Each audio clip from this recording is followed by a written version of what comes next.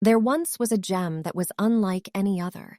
It was composed of countless facets, each one polished to perfection, and on each facet was inscribed a different story.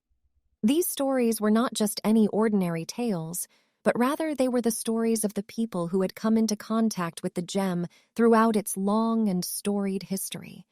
One facet told the story of a young princess who had lost her way in the forest and stumbled upon the gem by chance. Another facet told the tale of a brave knight who had risked his life to retrieve the gem from the clutches of an evil sorcerer. And yet another facet told the story of a humble farmer who had stumbled upon the gem while plowing his fields and had been blessed with good fortune ever since. As the years went by, the gem continued to accumulate more and more stories, each one more fascinating than the last. Some were tales of love and romance, while others were tales of bravery and heroism, and yet others were tales of mystery and intrigue.